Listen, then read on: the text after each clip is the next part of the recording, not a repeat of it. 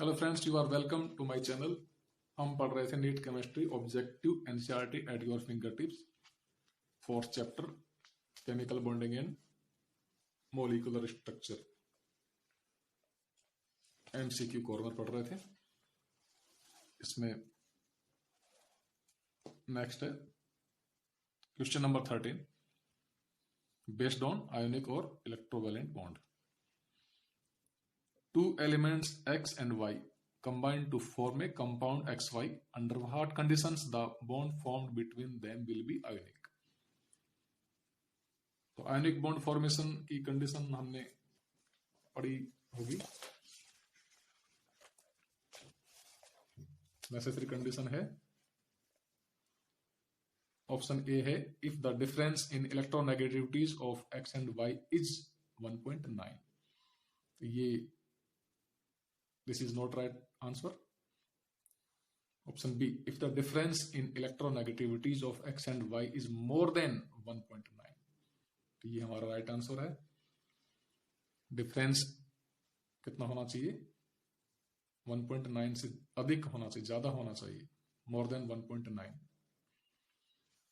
Next question 14, in which of the following species the bond is non directional. ये चार option में से NCl3, BeCl2, BCl3, ये तीनों कैसे कोवेलेंट कंपाउंड है। रुबिडियम क्लोराइड ये क्या है? आयोनिक कंपाउंड है। और आयोनिक कंपाउंड क्या होता है? नॉन डायरेक्शनल होता है। और कोवेलेंट कंपाउंड डायरेक्शनल क्यों होता है? क्योंकि वो किससे बनते हैं, उनका फॉर्मेशन कैसे होता है? By the overlap of half filled orbital which are definite, which have definite direction. Question number 15.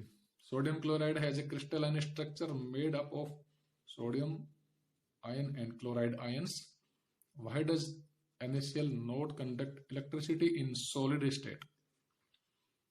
तो crystalline structure in the solid form क्या होता है? Ions are not free to move. तो राइट आंसर क्या होगा? The ions of NaCl become mobile, free हो जाते हैं, किसके लिए? To move. तो become mobile only in molten state. State कैसी होनी चाहिए? मोल्टन और या फिर सॉल्यूशन होना चाहिए। तो सॉल्यूशन और मोल्टन स्टेट में आयंस क्या कर पाते हैं? मूव कर पाते हैं। And are not free to move in solid state. तो ये हमारा राइट आंसर क्या होगा? A. Question number 16, which of the following elements forms predominantly covalent compounds as compare to other elements which form ionic compounds. तो इनमें से कौन सा मेनली कोवेलेंट कंपाउंड बनाएगा? तो हमने पढ़ा होगा फाइन्स रूल, फेजेंस रूल, जिसमें कैटायन का साइज जितना स्मॉल होगा, छोटा होगा, कैटायन का साइज जितना डिक्रीज होगा, कोवेलेंट कैरेक्टर उतना ही आयनिक कंपाउंड में इंक्रीज होंगे।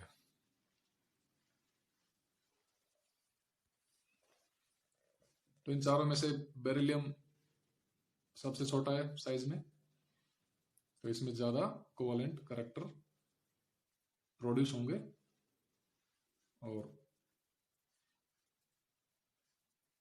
प्रीडोमिनेंटली कोवेलेंट कंपाउंड्स फॉर्म कर पाएगा। तो राइट आंसर क्या होगा हमारा? बेरिलियम होगा, A. Next, bond parameters. Question number 17, correct order of decreasing bond length of CO, carbon monoxide, carbon dioxide and carbonate ion is. तो इनमें से डिक्रीजिंग बॉन्ड लेंथ का डिक्रीजिंग ऑर्डर, तो सबसे अधिक बॉन्ड लेंथ किसकी होगी? जिसमें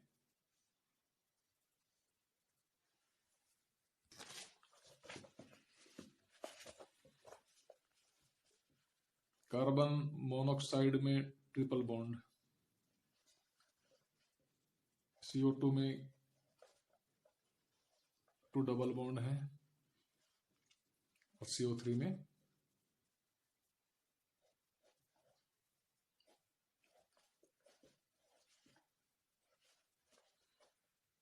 1 single bond 2 single bond 1 double bond. और हम जानते हैं ट्रिपल बॉन्ड की बॉन्ड लेंथ सबसे कम होती है, उससे अधिक होगी डबल बॉन्ड और उससे अधिक होगी सिंगल बॉन्ड। तो यहां इसमें 2 सिंगल बॉन्ड है, 1 डबल बॉन्ड। सिंगल बॉन्ड ज्यादा इसमें है। CO बॉन्ड की बॉन्ड लेंथ की बात हो रही है, तो CO कार्बन और ऑक्सीजन बॉन्ड की बॉन्ड लेंथ।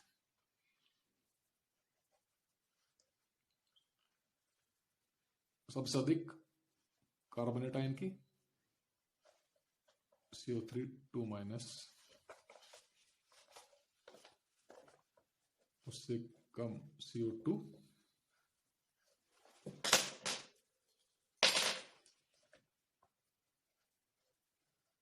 और सबसे लेस किसमें होगी कार्बन मोनोऑक्साइड में। ये होगा decreasing order. Right answer will be second B. Carbonate ion में रेजोनेंस होता है तो इसके इलेक्ट्रॉन पाई इलेक्ट्रॉन के डीलोकलाइज होते रहते हैं। तो resonance, due to resonance bond length of single bond will be less than किससे, सिंगल बॉन्ड की जो लंबाई होनी चाहिए उससे कम होती है, और क्योंकि कुछ डबल बॉन्ड के करैक्टर इसमें आ जाते हैं। तो फिर भी कुल मिला के कार्बोनेट आयन में CO बॉन्ड की बॉन्ड लेंथ ज्यादा होगी, कार्बन डाइऑक्साइड में कम होगी, और सबसे कम किस में होगी कार्बन मोनोऑक्साइड में।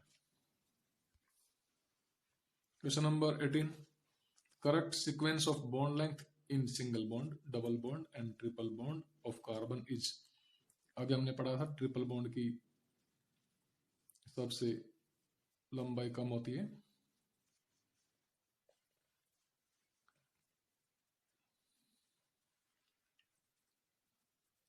सबसे कम ट्रिपल बॉन्ड की, डबल बॉन्ड की उससे ज्यादा, और सिंगल बॉन्ड की सबसे अधिक।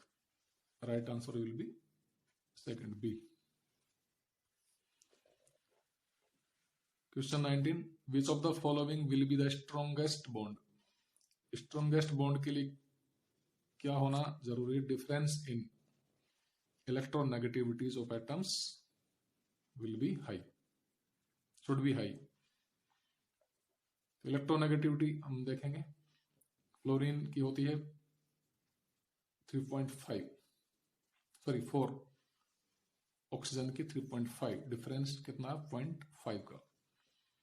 यहां पर ऑक्सीजन की 3.5, क्लोरीन की 3.2, डिफरेंस कितना हुआ 0.3। नाइट्रोजन की 3.2, हाइड्रोजन की 2.1, डिफरेंस 1.1, ऑक्सीजन 3.5, हाइड्रोजन 2.1, डिफरेंस कितना हुआ 1.4। तो सबसे अधिक डिफरेंस किसमें है, OH बॉन्ड में आ रहा है, तो ये स्ट्रॉन्गेस्ट बॉन्ड होगा।